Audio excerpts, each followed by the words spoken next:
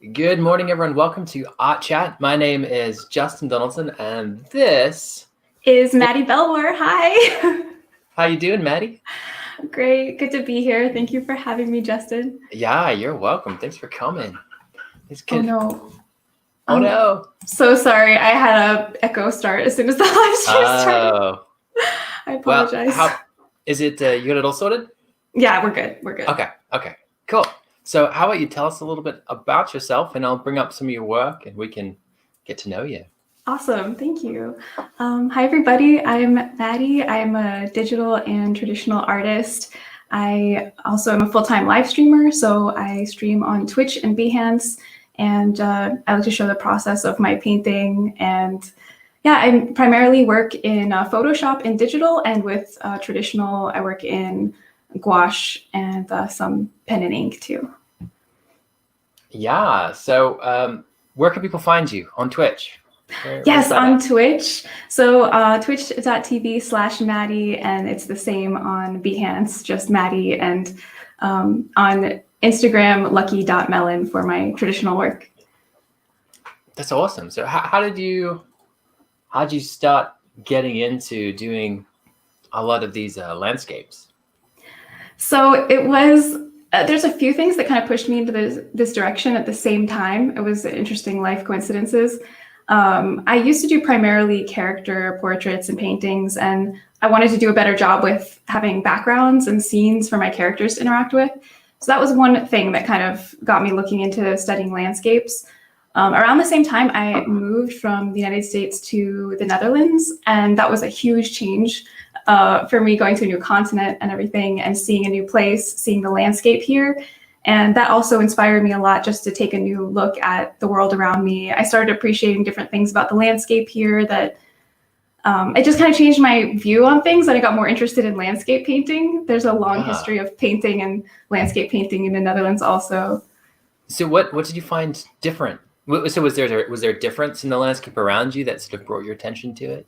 Yes, the landscape is very distinct here. It's really beautiful. There's a lot of, it's very flat, and there's a lot of very like cozy looking, like you'll get a big field area with cows and sheep, and then like little house and trees and windmill, and there's lines of trees everywhere.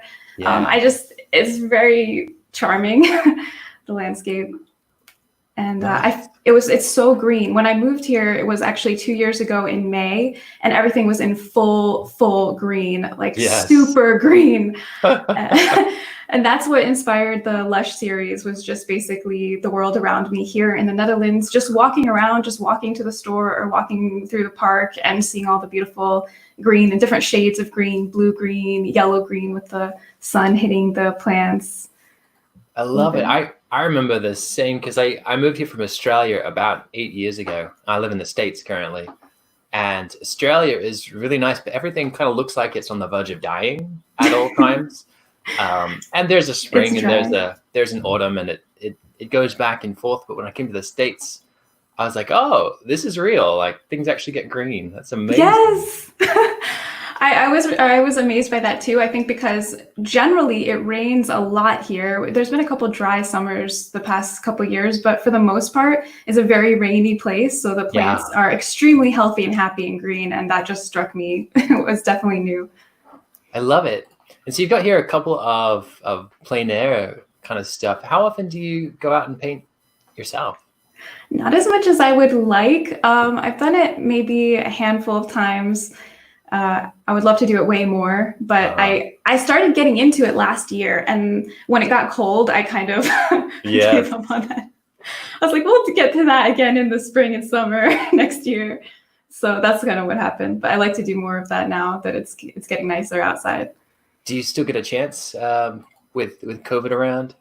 Yeah, that makes it a lot more complicated. So I'm definitely not going to be doing much urban sketching. I think there's some possibility to do plein air painting where you can be safely away from other people and following the proper guidelines and everything.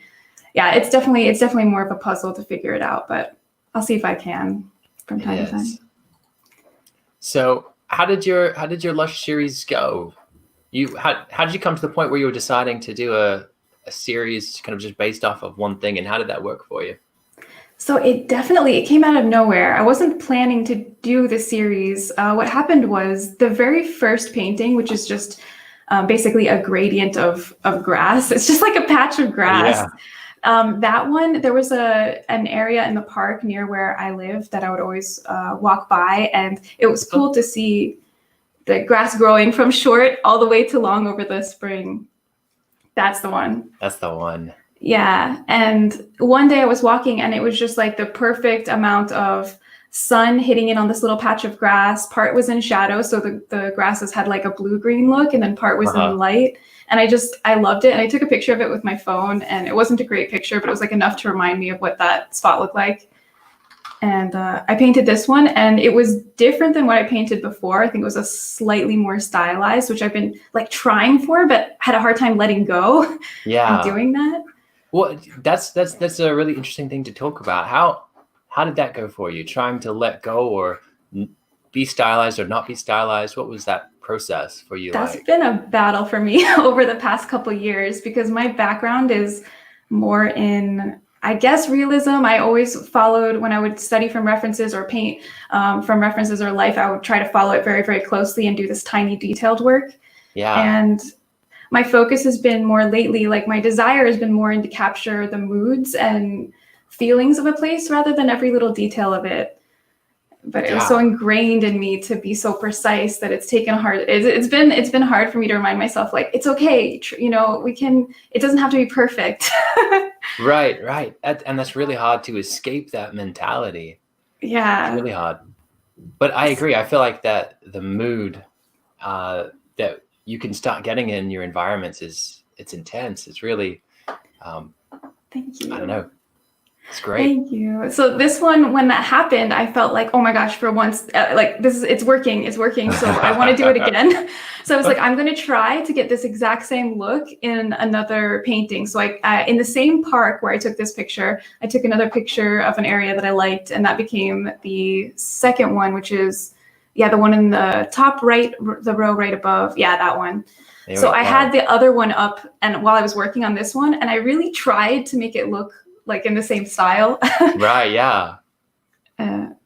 So that's how it started. And then I decided to make it into a series. And it just so happened I did the first one a square page, and my Twitch community, they were like giving me feedback on it while I was working on it live. And they were like, hey, you got this square thing going. You should do like 9 and make a square out of it. And I was like, cool. Here, let's find that. Somewhere. Yeah. Here it is. Very cool. Yeah, so it worked out. I love it. I love this one. Thank you so much. I was just thinking, it's really funny because so that was your first piece where you kind of found this thing and were like, yes, it worked. I love it. And started going for it. Here's mine. Here's mine. I love it. So it's like almost exactly the same thing. Oh my gosh, that is wild. Just a little patch of green, just a little patch of life. Kind of gradient.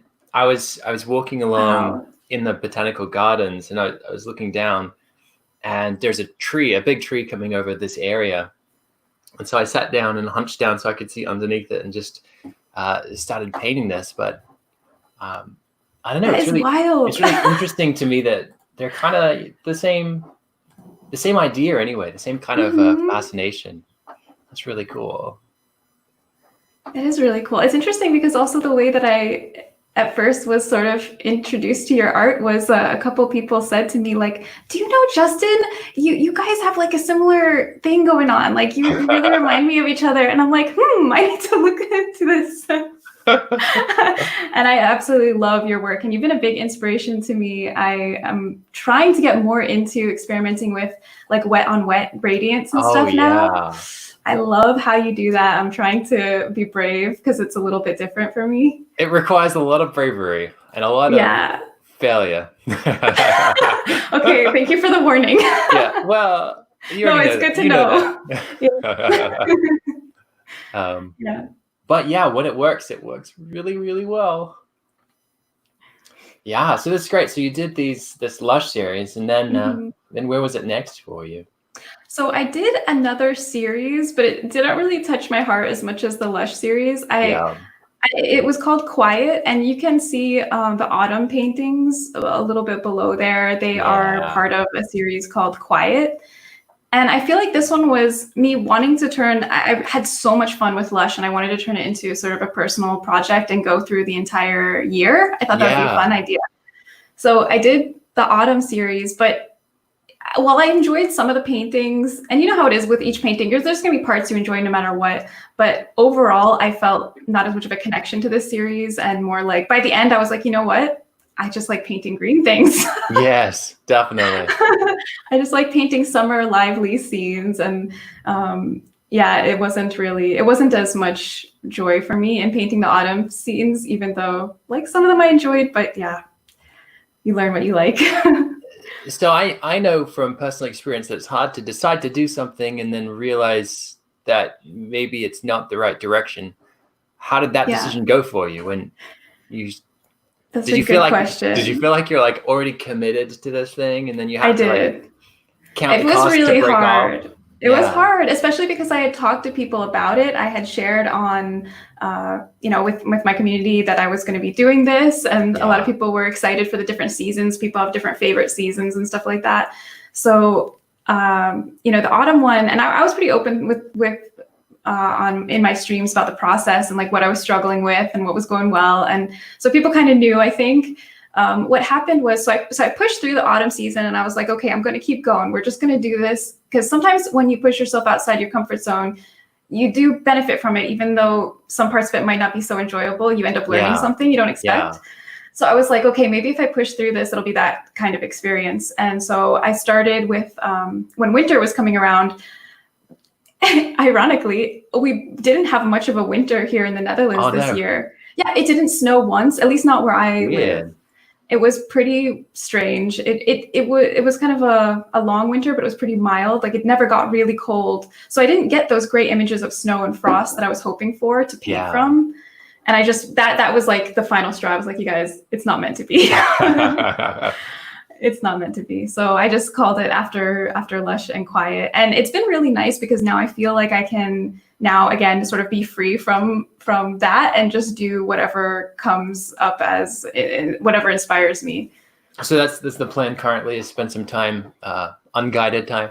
Yes, unguided time experimenting with new techniques, because that's something that I was concerned about. I've been wanting to get into, like we were discussing, a little bit more wet on wet and involving watercolor in my gouache. But I was concerned about doing a series where the style changes so much within the series and not having cohesiveness. Right. So now I feel like I can experiment with my style a little bit more, and that won't ruin a project.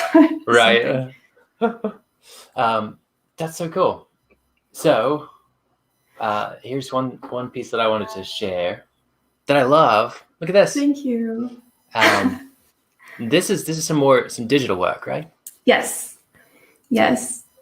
Tell us. My goal was to have it look like a traditional style as much as I could, within reason. I didn't go and overlay paper texture or go to that point with it, but I tried to capture the feeling, because I guess my traditional work is where I'm getting a ton of inspiration right now, and I love the smooth like blends and the bright colors and the textures, and so I was trying to recreate that in digital, and I ended up kind of struggling with it at first. So I decided to make some custom brushes to help with the textures. Yeah, and that's the piece I made using them.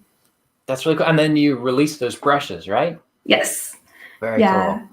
So anyone who's interested, head up here and download some of these brushes. They're really cool.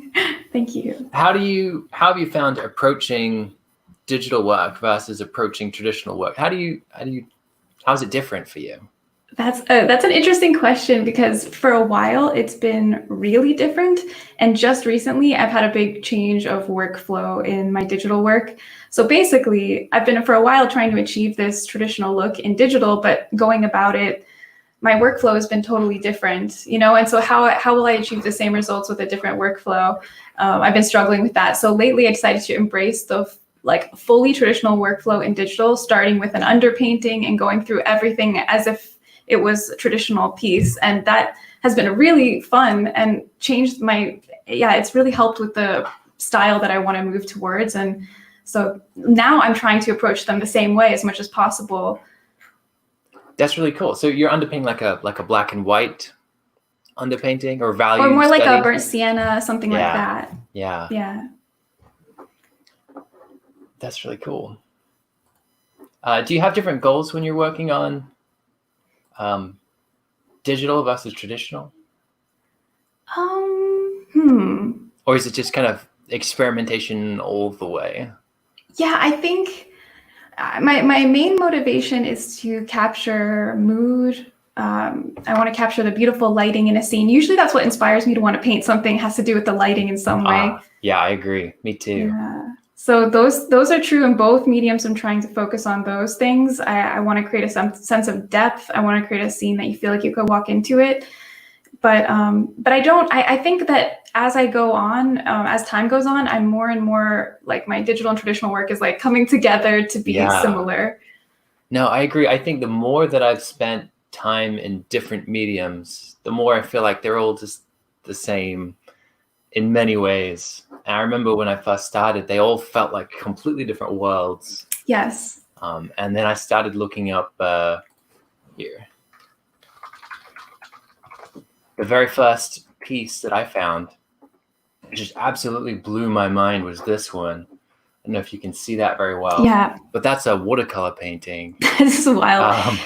And that was like, oh, like a watercolor doesn't have to be like a little butterfly washed out. Yeah. You can have these really serious different mediums. And so that, the more that I get to know all the mediums, the more I feel like they all just come together to be this one thing, and they just have sort of slightly different routes to how to get there. What has been your biggest struggle or biggest successes when it comes to working with gouache? My biggest struggle is probably the creating a smooth gradient blend, wet on wet. That's been a struggle for me. The very beginning, just in general, the first few paintings that I made in gouache, I felt like it was a struggle. I have a lot of people that ask me that are interested in starting gouache, and I'm like, look, don't worry if you don't like your first few paintings. Like, don't stop. It gets better. I remember when I first started, I hated it. Really? I hate it because I came from oil painting, and suddenly everything was drying a different value to what I was putting it down. And I was like, how can you do this? That is weird. You do get a feeling for it, though. Eventually, I don't really notice it anymore. I don't notice it either, unless I'm right at the top of the light whites and stuff. Then I notice it a bit. But yeah. But I think the thing that I like most is just one thing would be the beautiful, like, vibrant shades. I love the colors that you can get in gouache. I think as a digital artist, that really, the medium really appeals because of how bright and bold it is. Yeah. And it can actually look pretty artificial and digital if you wanted to. It can. It's remarkable. And how you can paint over things. It's a bit more forgiving because you can... It is so forgiving. I love it. Yeah. It's really cool. Is this some watercolor? Yes. Nice. Little sketches. Love it. So suddenly lately, after working in gouache I started in November 2018, and I've been painting fairly dry, relatively speaking. My work is pretty dry. And just recently, I started getting inspired to honestly just paint in watercolor as well, like aside from even using gouache along with it. So I think that's going to change things for me, and I'm really excited. Yeah, I was talking to, we were having a chat with James Gurney the other day, talking about watercolor versus gouache. And he says he doesn't really see much of a difference between them anymore, which I suppose is, kind of like what we were just talking about, where we don't see the transition of values anymore because we just know them and we predict them. But That's so interesting. It is interesting. I remember when I first started working with some degree of transparency, it was like this whole new world was opened up to me. Like, oh wow, there's like this whole other side to this medium that we can use. Yeah. This stuff is really, really cool. Thank you. So where has your community come into play? You have a Twitch channel. Yes. And you have daily schedules and You are talking to these people every single day. How's that going for you? What's that like? It is true. I spend a lot of hours altogether in the week live streaming, and it's been really great for me. I've been live streaming for 3 years now, and only over the past year and a half or so that I've been doing also traditional on the live stream. So I do both digital and traditional now, and it's influenced my work a ton. Having feedback from people, that was a really big growing experience for me, because when I first started, I was actually very nervous about showing my process. Yeah. And going through the ugly stage of your paintings and showing all the struggles and everything. So one of the greatest things that live streaming has given me is more peace with the process. And right. It's gonna look bad sometimes. That's just part of the process, and you're gonna make mistakes. That's part of the process, and and it's okay. And people accepting that and going along the journey with me, I'm very thankful for it, and it's encouraged me a lot and made me more. I feel more comfortable trying new things and being willing to fail at them, knowing that it's not the end of the world. Right. So, but yeah, different ideas from people, different suggestions they've made during the stream, while I'm painting, even has changed the direction of a painting. Yeah. It's interesting. How do you cope with have you learnt to cope with the pressure of, there's a time pressure, there's a people pressure? It's kind of, how has that changed the experience of painting for you? Is it a good thing? Is it a bad thing? Yeah, that's a cool question. It has changed it, I think. So for me, there's a little bit of a difference painting off stream versus painting on stream. Because you can't quite get into that total Zen mode where the world disappears. Yeah. Because you're chatting, and you know how it is. Yeah. You can't just ignore everyone. And also it wouldn't be fun. So yeah, you're more, it becomes almost more of like a performance art than just creation of that piece. Like, it's more the process of creating it. I almost imagine it more like with music, when you're like playing a song, it's that whole song and the whole act of playing the song versus just the finished product of the art. Right. And I really like painting in certain time frames. It's weird because in the past I probably would have hated that idea, but now I love it. I find it exciting. It's fun. You don't usually get like excitement from painting. You usually get like calm, at least for me. Yeah. But on stream, when we do like time studies and things like that, it gets exciting to try to do it in a certain amount of time, especially when you're getting down to the wire and then you're like scribbling stuff in. And I don't know, I find that really fun. No, I agree. When I first started really kind of pursuing art, I'd go to art fairs and I'd set up all my oil paints and my whole thing and have a chair in front of me. And so it would be $100 for a 45-minute speed portrait painting session. Ooh. And so you'd have someone come and sit down, like, I've never seen them before. And wow, you kind of just have to go for it.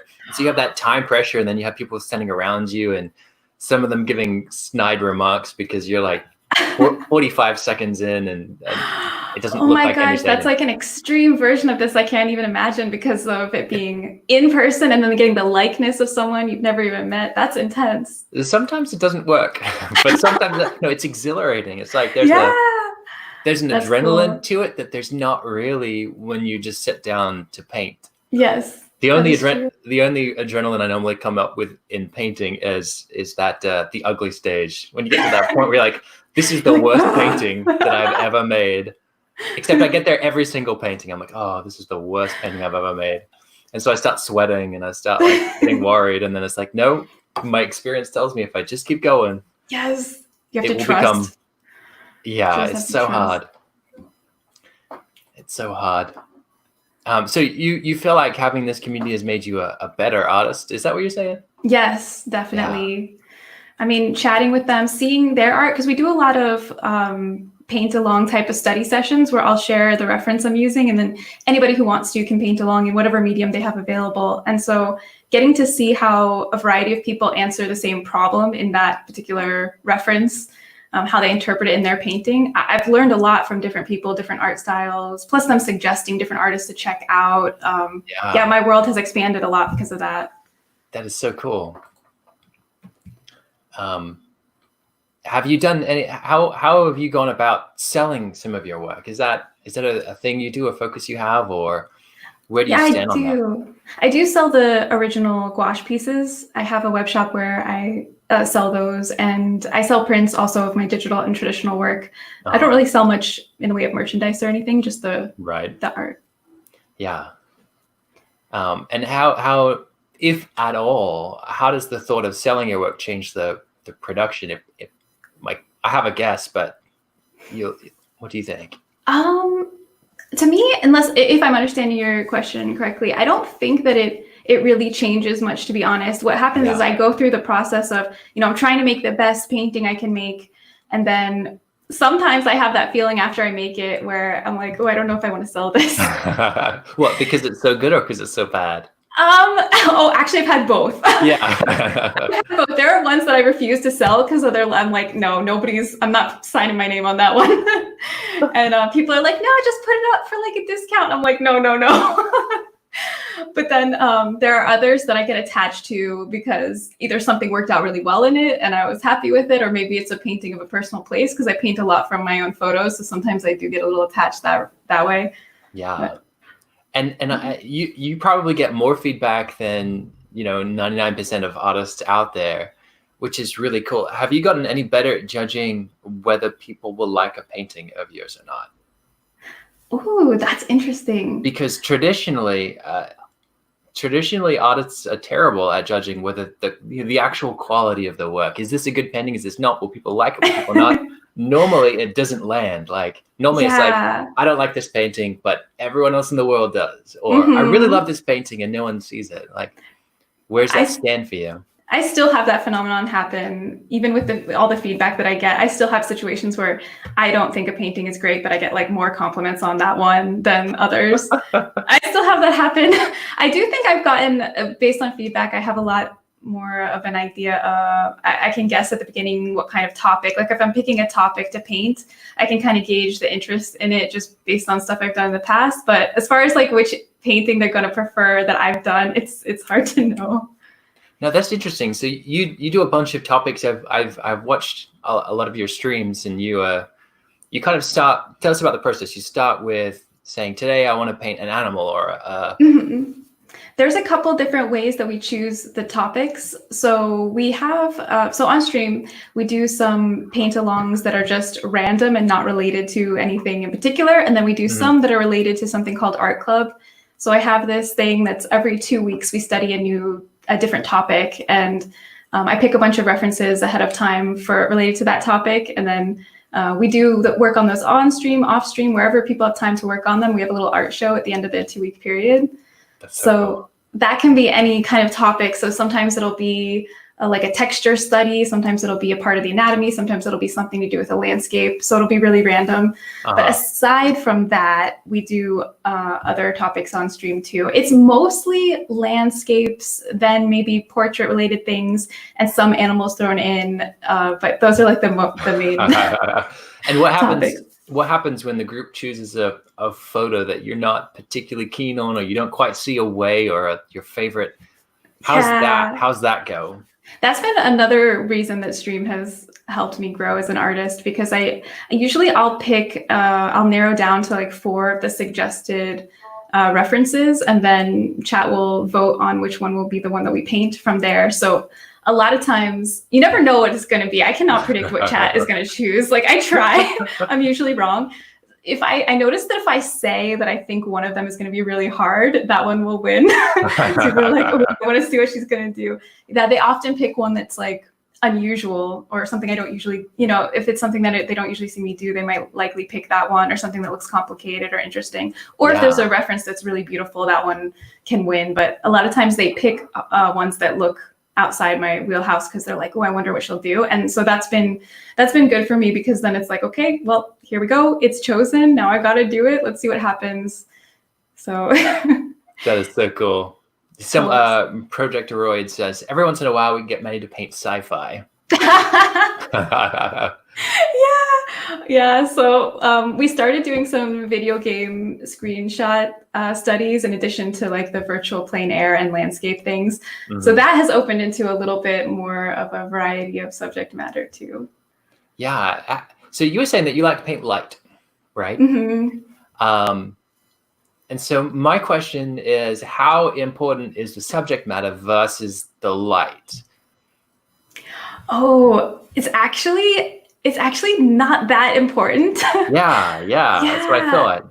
Like, I think you could actually make like a pile of garbage next to a dumpster look good with the right lighting on it. Yeah, and Like, it would be a really interesting, fascinating painting to participate in. Like it would, yeah, I know a lot of people get stuck in like, what am I going to paint? Like, what subject matter mhm, do I want to paint? But for me, I feel the same way that most of the time that I'm painting, it's the light. Like I don't really like yeah. it's the subject matter is an excuse for the sort of Mhm. abstract ideas that are going on. Yeah. It's much Yeah. harder for me to pick a subject matter that's in, for example, overcast light or something that doesn't interest me. It could be the most beautiful subject in the world, but if you put it in overcast light, I'm much less interested than the well-lit pile of garbage. That's so awesome. Well, we're almost near the end of the episode. Is there anything that you've been thinking about, or sort of any artistic idea that you've been dwelling on lately that you want to share? Ooh, I guess I guess my message would be uh, don't worry about being perfect. Don't be afraid to try new things. You kind of have to, when it comes to learning something new, you have to chip away at it one day at a time, and it takes Yeah, time. So if you can find the enjoyment in it and the little steps in the right direction, then uh, hopefully that will make the process more fun for you. But yeah, that's basically it, I would say. that is so true. So true. So I want to take just a minute to share with everyone about my landscape painting course. So I have a 12-week landscape painting course. The link is either in my bio or in the link down below if you want to check it out. We're going to be talking about composition, perspective, plein air, lighting, values, color.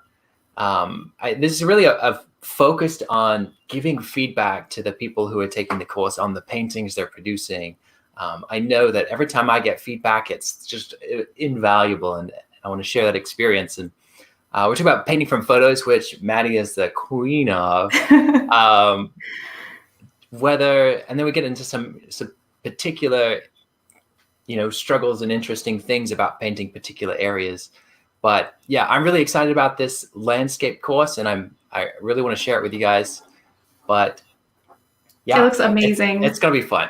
To I'm anyone excited who's about watching, Justin has also videos on Gumroad. He's absolutely an amazing teacher. So it. I can Oh, thank say if you. you're thinking about taking this class, I'm sure it's going to be worth it and it's going to be amazing. It looks awesome. Thank you. Yeah, so we're at hit the end of the episode. Thank you, Maddy, so much for joining us. I'm really excited to get to see kind of where you go next and what you end up doing. Thank you so much. That went really quick. It was great chatting with you.